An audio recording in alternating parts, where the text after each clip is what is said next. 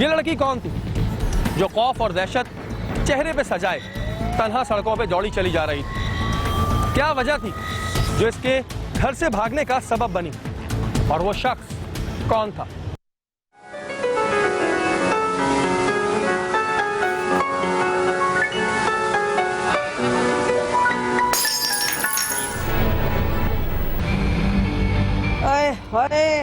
कमबख्त के हाथों में जान ही नहीं है, फिर कुछ तोड़ दिया इसने। अम्मा, ये भाभी 2 आदमियों का खाना अकेले खा जाती है। हमें तो ये दिखाती है कि मैं बहुत नाजुक हूँ, एक प्लेट का वजन नहीं उठा सकती। वैसे तुम भी बस कर दो, तुमने बहुत सा चढ़ाया हुआ है इसको। अल्लाह माफ करे, अगर मेरी सास जैसी इसकी सास होती ना तो इसके 14 तबक रोशन हो जाते। तुमने भी तो अपनी सास से कुछ सीखा होगा ना, तो कर दो इस औरत के 14 तबक रोशन। अरे चुप कर जा, जो मुंह में आ रहा है बके चली जा रही है। चल के देखते तोड़ा क्या है इसने। चलो देखते तुम्हारी बहू ने क्या तोड़ा है। दिमाग खराब कर रखा है। अरे निगोड़ मारी, अगर तू इसी तरह से एक एक करके बर्तन तोड़ती रही तो हमारा तो पूरा बर्च खाना खाली हो जाएगा। अम्मी, हाथ से गिलास छूट गया था। हाय अल्लाह भाभी, छूट गया था, छोड़ दिया तुमने। और कितना नुकसान करेगी हमारा। मैं भला जानबूझ के गिलास क्यों तोड़ूंगी अम्मी? मैं भी यही कह रही हूँ, जानबूझकर नहीं जानकर किया है तुमने। मैं भला क्यों खुद अपना नुकसान करूंगी महक? ओह, सुन लिया तुमने? यानी कि ये हमें ये जताना चाह रही है कि किचन में जितना भी जहेज का सामान है सब इसका है। अम्मी, मेरा मतलब ये नहीं है, आप मुझे गलत समझ रही हैं। तेरा जो भी मतलब है ना, मैं बहुत अच्छी तरह समझती हूँ। आने दो उमैर को, वो तेरी अच्छी तरह खबर लेगा। लो शुरू इसके मगरमच्छ के आंसू। छोड़ो अम्मी, चलो यहाँ से, दफा करो इसको।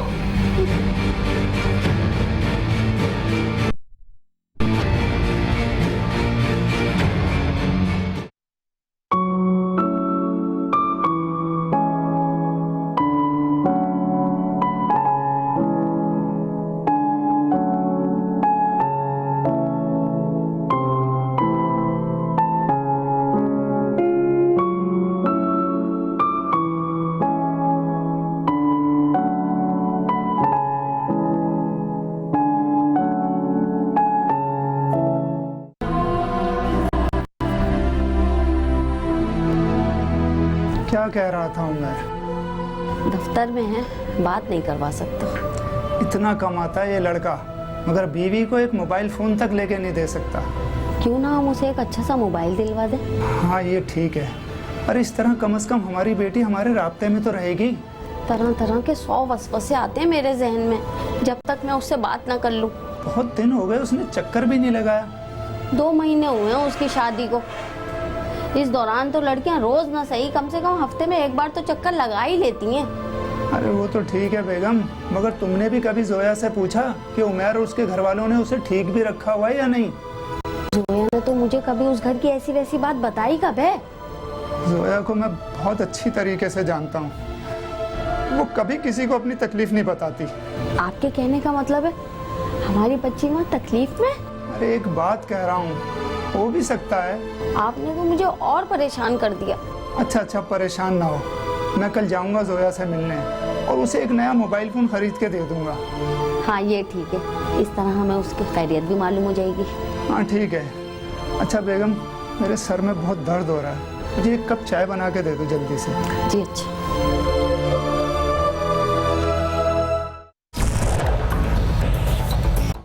बज़ाहिर तो ऐसा लगता था कि जोया के साथ जो कुछ भी हो रहा है उसका उसके माँ बाप को कुछ इल्म नहीं है।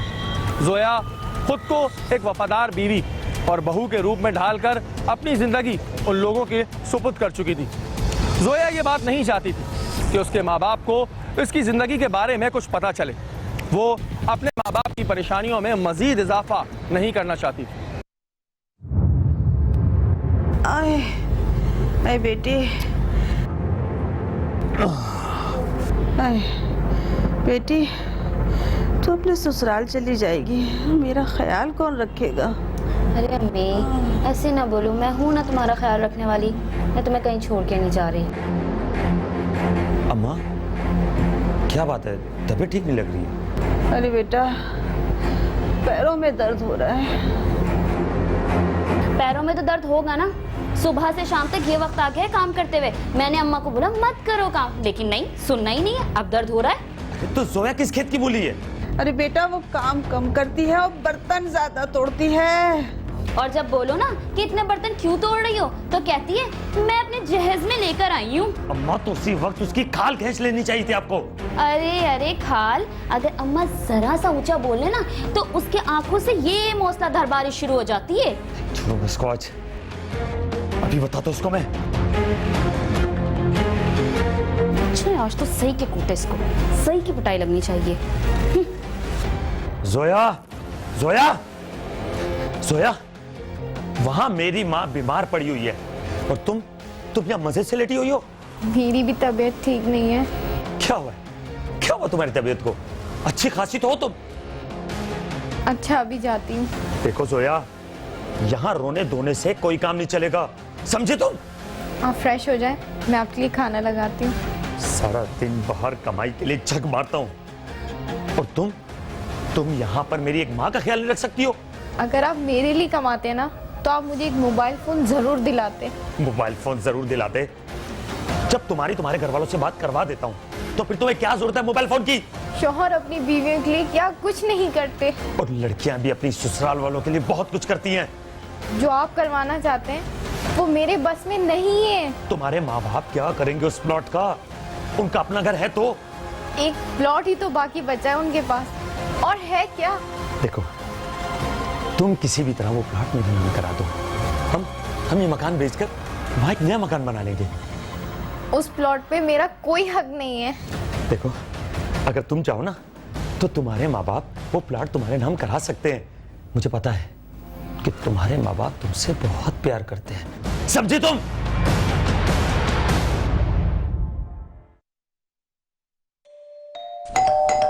अरे इस वक्त कौन आ गया? मैं देखता हूँ।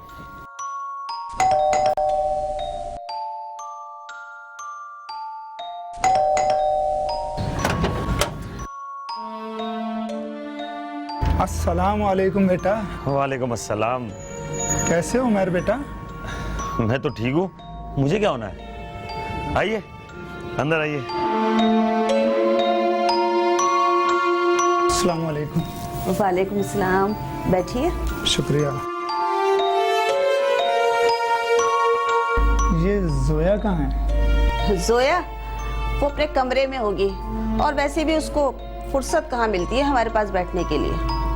जोया, जोया, जोया तुम्हारे बुआ हैं। असल में बहुत दिन हो गए थे, जोया से फ़ोन पर बात भी नहीं हुई थी और बहुत दिनों से उसने घर का चक्कर भी तो नहीं लगाया। मैंने सोचा कि आज खुद ही चलकर मिलाऊं। वालेकुम सलाम बेटा, कैसी हो? मैं ठीक हूँ। बेटा ये मैं आपके लिए लाया ये था। क्या है? इसमें मोबाइल फ़ोन है बेटा, वो किस लिए? रास्ते में रहने के लिए और फिर ज़रूरत की चीज़ है। इससे इसे कोई तकलीफ भी नहीं होगी। कोई जरूरत नहीं है जोया के लिए मोबाइल की। क्या मतलब बेटा, मैं समझा नहीं। जब मैं आपकी बात अपने मोबाइल फोन से करा देता हूँ जोया से, तो फिर? लेकिन बेटा ये लेने में कबाहत क्या है, ये तो आजकल की जरूरत की चीज है। अगर आपको अपनी बेटी की जरूरत का इतना ही ख्याल है तो इससे पूछें इसे किस चीज की जरूरत है। हाँ बेटा, तुम्हें किसी चीज की जरूरत है तो मुझे बताओ, और कुछ चाहिए तुम्हें? नहीं अबू, मुझे कुछ नहीं चाहिए। आप बैठे, मैं कुछ लेके आती हूँ। हमारे यहाँ तो बेटी के घर का पानी भी हलक से नहीं उतरता। वैसे भी अम्मा, आजकल तो लोगों के यहाँ आम है लड़कियों के ससुराल का खाना पीना। मुझे एक जरूरी काम याद आ गया है, आप जोया से कहिएगा कि मैं फिर आऊंगा। बहुत बहुत शुक्रिया आप लोगों का। जान छूटे।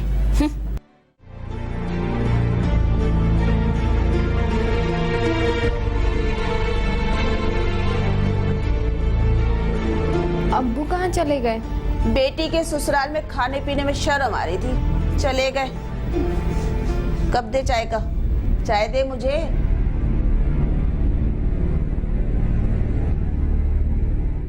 उस दिन के रवैये से जोया के माँ बाप को शदीद धचका लगा।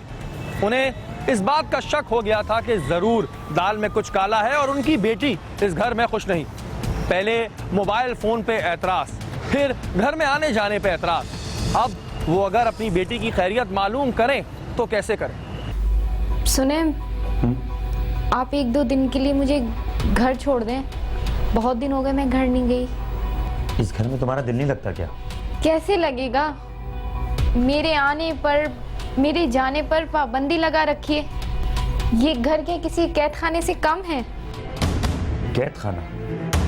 ये घर तुम्हें कैद खाना लगता है तो इसी कैद खाने में सड़ती रहो, मैं नहीं छोड़ के आऊंगा तुम्हें। तो क्या मैं अपने माँ बाप से मिलने के लिए भी नहीं जा सकती?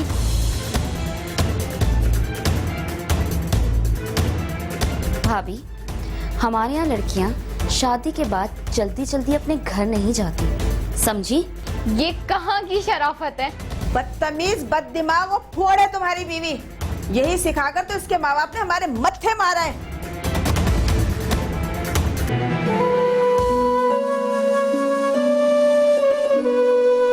तो आखिर कब तक ये सब कुछ बर्दाश्त करती रहेगी? अब वक्त आ गया है कि तू अपने माँ बाप को सब कुछ बता दे।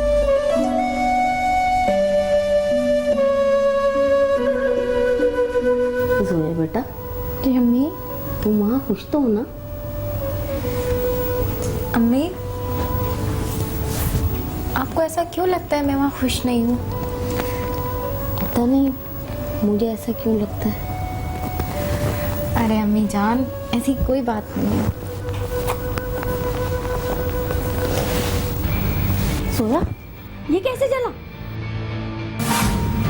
भाभी, लाओ मैं तुम्हारी हेल्प करती हूँ खाना पकाने में। नहीं, बस सब तैयार हो गया।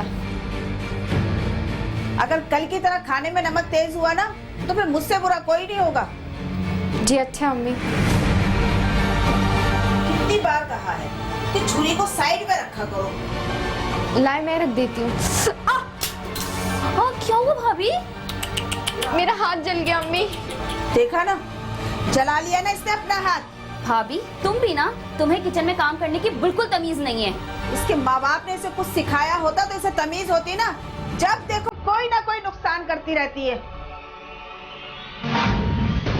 तुमसे पूछ रही हूँ कैसे जल गया? अरे अम्मी, खाना बनाते हुए थोड़ा सा जल गया है। किस तरह से काम करती हूँ ना, कैसे जल गया इतना सारा?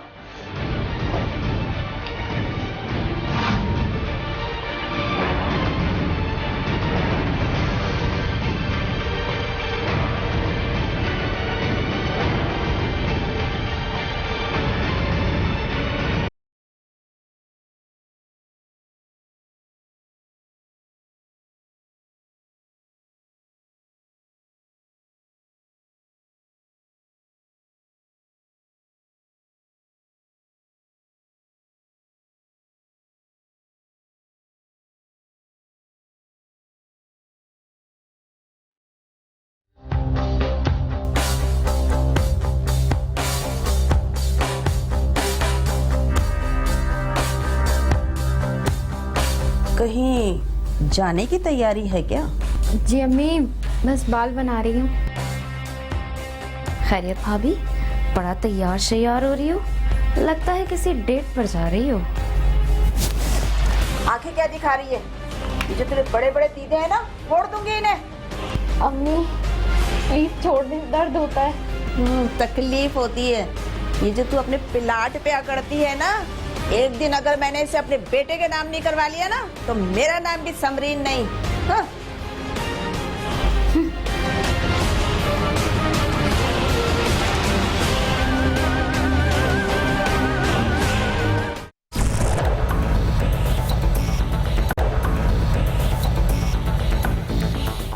जोया की सास का जुल्म सितम जारी था।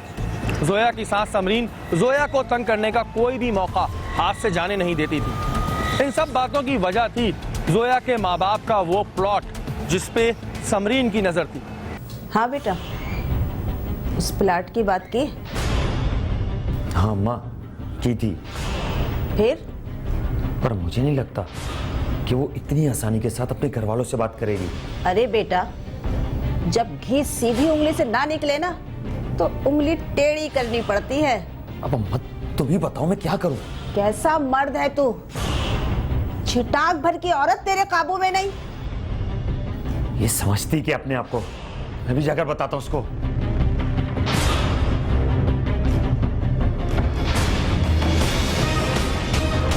तेरी वजह से मुझे अपनी मां से कितनी बातें सुननी पड़ती हैं। मैं तुझे बर्दाश्त नहीं कर सकता। क्या किया है मैंने? क्या किया मैंने? सही कहती है मेरी माँ, तू बददिमाग, फुहड़ और बदतमीज है। आज मैं तुझे नहीं छोड़ूंगा, समझी? आज मैं तुझे नहीं छोड़ूंगा। समझ चलाती है तू? मेरे सामने जुबान चलाती है। आज तो तुझे नहीं छोड़ूंगा। आज तुझे जान से मार दूंगा मैं, जान से मार दूंगा तुझे, जान से। आज से तेरा खाना पीना बंद और किसी कमरे में फड़ती रहेगी जब तक तू अपने बाप से प्लॉट की बात नहीं कर लेती, समझे तू?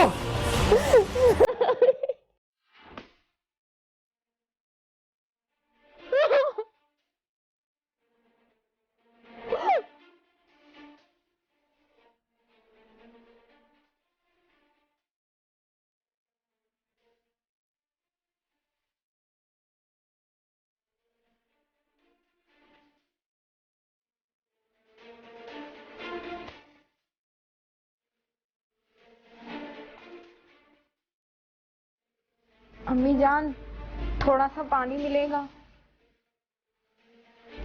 ऐसे क्या देख रही हो भाभी? हमारे खाने पे नजर लगाओगी क्या? देख जोया, अभी भी वक्त है। अम्मा की बात मान ले और वो प्लॉट मेरे नाम करवा दे। मैं कितनी बार बताऊं कि मेरा उस प्लाट पे कोई हक नहीं है। वो प्लाट आप लोग के गले की हड्डी बन गया है। सुन रहा है? कैसे कैची की तरह जबान चल रही है इस कलमुही की। आप अपनी जबान के बारे में क्या कहेंगी अम्मी? देखा तूने? देखा? सारे तेरी ढील का नतीजा है। जब तेरे सामने इतनी जबान दराजी कर सकती है तो पीठ पीछे कितना करती होगी ये? उसको तो मैं अभी जाके बताता हूँ, इसका दिमाग ठीक करता हूँ।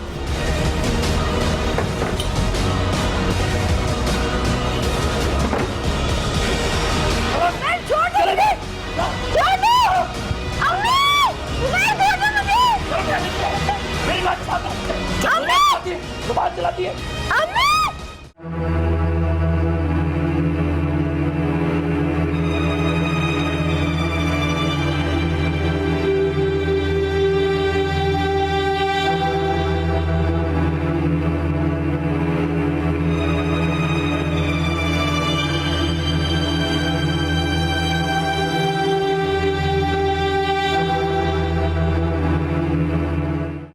बहुत ही ढीठ औरत है।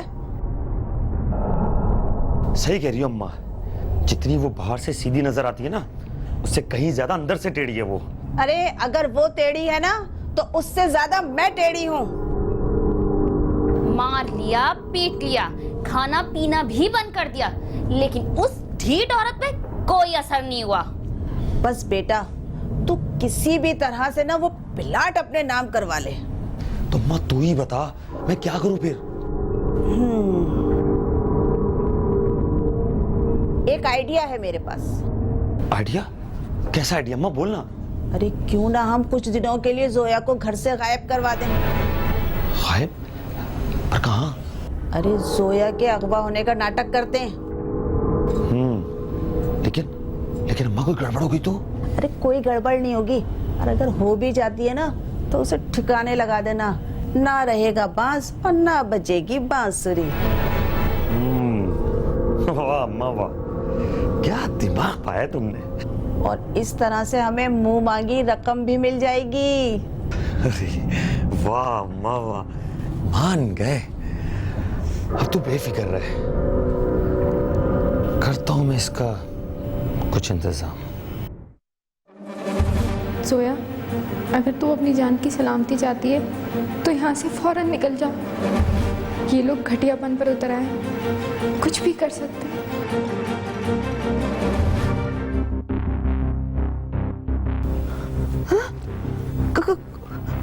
कौन हो तुम? अम्मा, चुप कर बुढ़िया, वरना यही बोल दूंगा। अम्मा। ए खामोश, जरा सी भी आवाज निकाले ना, मार देंगे दोनों को। अम्मा, खड़ी हो जल्दी। अम्मा, ये कौन है ये लोग?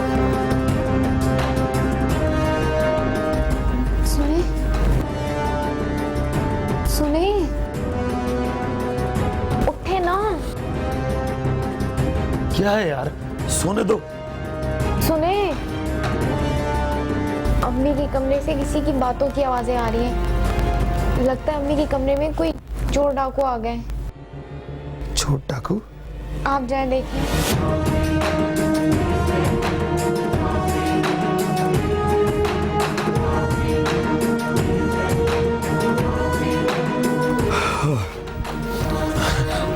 चलो शिकार खुद ही चल के हमारे पास आ गया। भाई खोलो तुम। ये देखकर तुम्हें समझ में नहीं आता कौन है हम लोग? तुम्हें क्या चाहिए? हमारे घर में कुछ भी नहीं है। कुछ भी नहीं है भाई, कुछ भी नहीं है। बहुत समझदार, अभी पता चल जाएगा हमें क्या चाहिए। बॉस, ये वो चिड़िया नहीं है। चलो तुम इनको संभालो, मैं उसके अंदर देखता हूँ। अंदर कोई भी नहीं है। अंदर को मेरे करीब मत आना। मेरी जान, तेरे करीब आने के लिए तो ये खेल खेला गया है। क्या? ये सब करने के लिए तुम्हें इन लोगों ने कहा? बड़ी भोली हो तुम, इतना भी नहीं समझ। देखो देखो, प्लीज मुझे छोड़ दो। जिस मकसद के लिए आए हैं उसे पूरा किए बगैर तो नहीं जा सकते। जोया, ये लोग सिर्फ तेरी जान ही नहीं, तेरी इज्जत से भी खेलना चाहते हैं। जान और इज्जत बचाना चाहती है तो यहाँ से भाग जा। इतनी घटियापन पर उतर आएंगे ये लोग, मैं सोच भी नहीं सकती थी।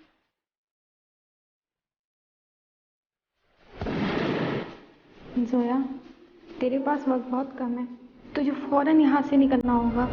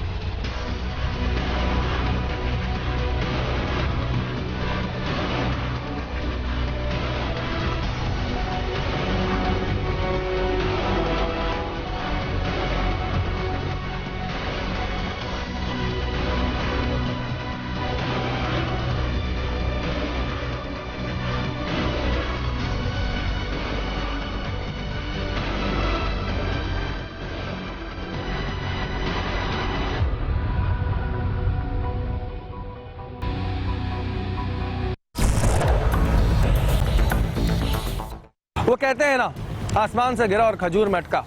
जोया के साथ भी कुछ ऐसा ही हुआ। वो एक मुसीबत से निकलकर दूसरी मुसीबत में दाखिल हो चुकी थी, या फिर जो शख्स इसकी जिंदगी में आया था वो इसके लिए इसका हमदर्द साबित हुआ।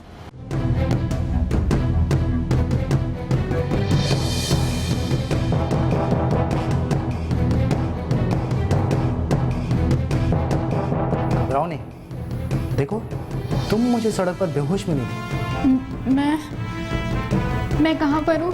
देखो मेरा नाम निसार है और मेरी बीवी पड़ोस में गई है। तुम बिल्कुल परेशान नहीं हो। लेकिन तुम मुझे ये बताओ कि तुम्हारे साथ हुआ क्या है? वो मुझे मार डालेंगे। कौन तुम्हें मार डालेगा? देखो डरो नहीं, इत्मीनान से बैठो नहीं। कोई नहीं है जो तुम्हें मारेगा। घर से भागी हुई लगती है। तुम एक काम करो, यहाँ आराम से बैठो, मैं अभी आता हूँ, ठीक है?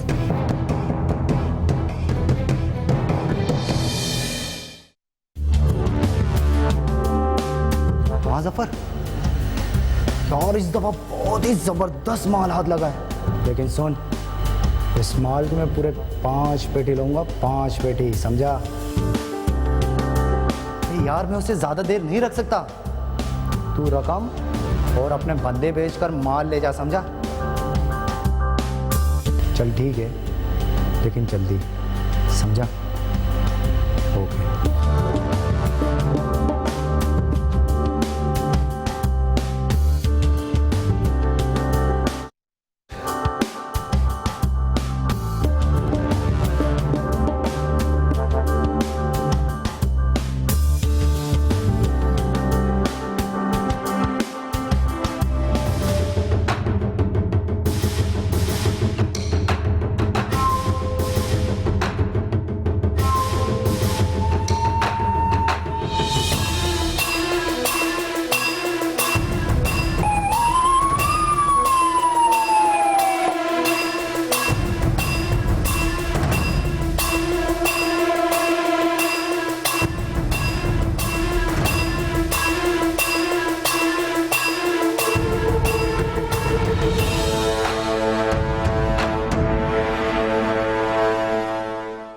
देखिए बीबी, आपको डरने की कोई जरूरत नहीं है। मैडम आप बिल्कुल सही जगह पहुंच गई हैं। कौन लोग आपके पीछे लगे हैं? वो लोग मुझे मार देंगे। आप लोग प्लीज मेरे अम्मी अब्बू को बुलवा दें। आपको खौफजदा होने की कोई जरूरत नहीं है, यहाँ आप बिल्कुल महफूज हैं। आखिर बात क्या है बीबी, बताइए। इंस्पेक्टर साहब, मेरे ससुराल वाले मुझे मार डालना चाहते हैं। कौन लगे वो कहाँ रहते हैं, और आखिर आपको मारना क्यों चाहते हैं? इंस्पेक्टर साहब, मेरे ससुराल वाले बहुत खुदगर्ज और लालची लोग हैं। वो लोग चाहते हैं मेरे घर वालों का प्लाट मैं उनके नाम पे करवा दूं, वरना मेरी सास ने मुझे अगवा करके मार देने का प्रोग्राम बनाया। अरे कोई गड़बड़ नहीं होगी, और अगर हो भी जाती है ना तो उसे ठिकाने लगा देना, ना रहेगा बांस और ना बजेगी बांसुरी।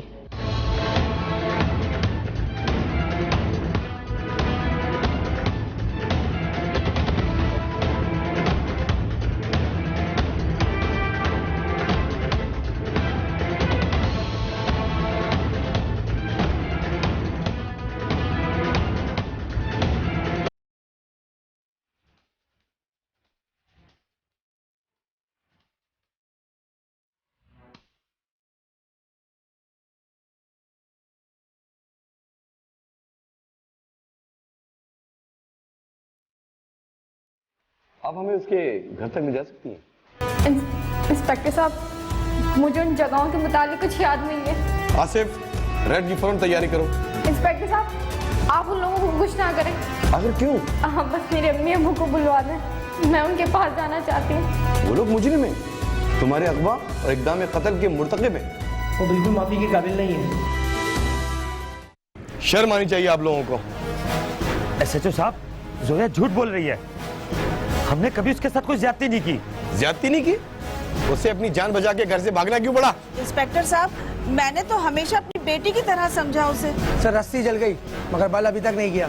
सर मेरा कसूर क्या है? सर ये भी इस जुर्म में बराबर की शरीक है।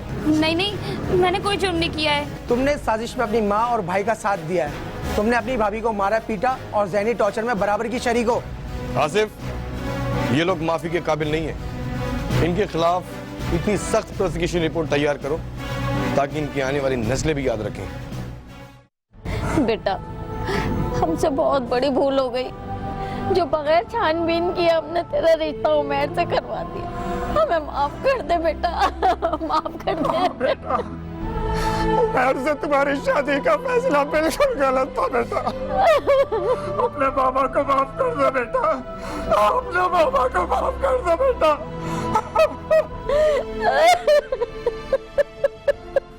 एक वक्त ऐसा आता है जब इंसान के लिए जुल्म सहना मुश्किल हो जाता है, और फिर वही वक्त होता है जब इंसान जुल्म के खिलाफ आवाज उठाता है। काश जोया ने आवाज पहले ही उठा ली होती तो उसको इतनी मुश्किलों और परेशानी का सामना नहीं करना पड़ता। लेकिन वो कहते हैं ना कि देर आए दुरुस्त आए।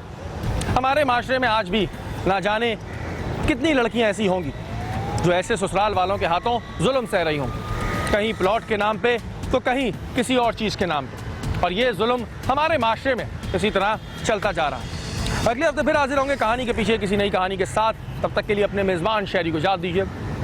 अल्लाह ने के बाद।